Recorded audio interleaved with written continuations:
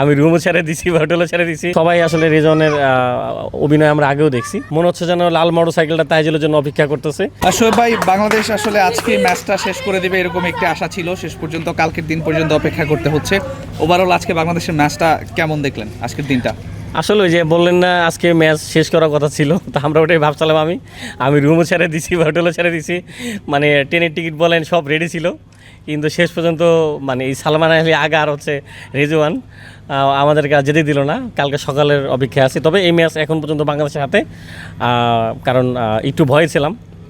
এই পার্টনারশিপটা আমাদেরকে একটু ভোগাইছে। তবে একটা বলের খেলা, একটা বল যদি ভালো করে উইকেট যায় তাহলে কিন্তু লাইন ধরে। তারপর কিন্তু 2 উইকেট চলে গেল। তবে তাইজুলের অসাধারণ একটা ব্রেক থ্রু ছিল এটা।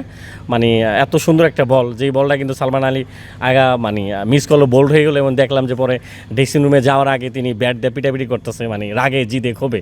এই ক্ষোভটা কারোর উপরে দেখাচ্ছে জানি না। তবে দিন শেষে এখনও বাংলাদেশের হাতে ম্যাচ। আমি মনে করি কালকে লাঞ্চের আগে খেলা শেষ হয়ে যাবে। ভাই, মোহাম্মদ রেজওয়ানের কথা বললেন, ওর অভিনয়টা কেমন লেগেছে? মানে ড্রামাটা বারবার পুরো মাঠের ভিতরে সবাই আসলে রেজওয়ানের অভিনয় আমরা আগেও দেখছি। এটা আসলে একটা ক্রিকেটের পার্ট, যে যখন যে কোনো দেশ যখন খেলে একটু সময় কাটানোর জন্য, টাইম পাস করার জন্য তারা অনেক কিছুই করে, অনেক দেশই করে। যেটা রেজওয়ান আজকে দেখলাম করছে, এবং রেজওয়ান ঢাকার ম্যাচ এরকমটা করছে।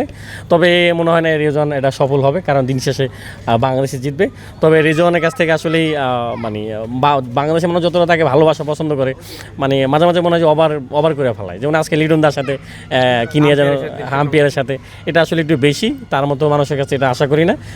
খুব জেন্টলম্যান, ভালো মানুষ, এটা তার সাথে আসলে যায় না। আজকে নাজমুল শান্ত পিছন থেকে, স্টাম্পের পিছন থেকে বলছিল যে ওভার অ্যাক্টিং কে লিয়ে রিজওয়ানকে 50 পয়সা কাট, এরকম একটা কিছু বলছিল। তো সেই বিষয়টা কি আসলে রিজওয়ানের টাইম ওয়েস্ট থেকেই শান্তকে একটু স্লেজিং করছিল কিনা, বা টেস্ট ক্রিকেটটাতে এই স্লেজিংগুলো কতটুকু জমিয়ে তোলে? টেস্টে আসলে এই স্লেজিং সব টিমই করে কম বেশি। এটা একটা বলা যায় বিনোদন, আকর্ষণ, কীভাবে উইকেট নেওয়া যায়, কীভাবে তাকে আউট করা যায়, এটা আসলে একটা মানে টেকনিক। তাই এটা আসলে থাকবেই। তবে ওভার যেন হয়ে না যায়, মাঝে মাঝে ওভার হয়ে যায়, রেজন মানে বেশি করে ফেলায়। এইটা আসলে বেশি কিছু চাই না। স্লেজিং করার পর কি শান্তর একটু বলার দরকার ছিল কিনা রিজওয়ানকে, যে রাগ করলা? আজকে ভাই আপনারা কালকে একটা কি ছাড়ছেন ভাই, পুরো মাঠের ভিতরে মিরাজ আহেদ, তাসকিন আহেদ, যারাই বলে সবে দর্শকরা ভাই মাইন্ড করছো নি, ভাই মাইন্ড করছো ভাই, রাগ করে না ভাই, রাগ করে না।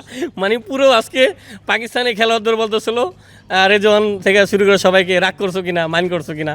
আসলে ডায়লগটা খুবই মাঠের ভিতরে এই আলোচনা সবসময়।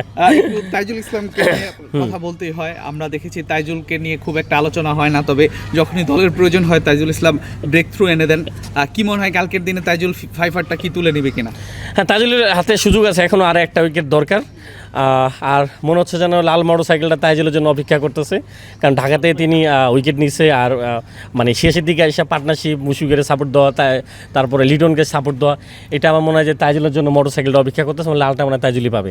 ভাই, সিলেটের মাঠ এবং পরিবেশটা আপনার কাছে কেমন লাগে? সিলেটের মাঠ সবসময় পরিবেশ সবই সুন্দর ভাই, মানে খুবই সুন্দর। এটা তো বাংলাদেশে বলাই যায় যে 1 নম্বর মাঠ সিলেট। লাস্ট একটা প্রশ্ন শোয়েব ভাই, সেটা হচ্ছে লাস্টের দিকে আমরা দেখলাম যে নাহিদ রানা একটা বল পিক করে ফলো থ্রুতে রিজওয়ানকে থ্রো করার ভয় দেখিয়েছিল। এই যে আগ্রাসন বা এই যে ভয়, এগুলো কি দিনকে দিন বাংলাদেশের যে বোলিং লাইন আপ বা বাংলাদেশ যে স্ট্রং হয়ে উঠছে সেই জিনিসটাই কি প্রকাশ করে কিনা? অবশ্যই, কারণ দিনে দিনে যেভাবে বাংলাদেশের ফাস্ট বলার একবারে মানে সিংহ থেকে, মানে বলা যায় বাঘ থেকে সিংহর মতো হয়ে যেতেছে, এটা আসলে থাকবে এখন থেকে। আমাদের এটা আরও অনেক আগে থেকে হয়েছে, তবে এটা কন্টিনিউ থাকবে।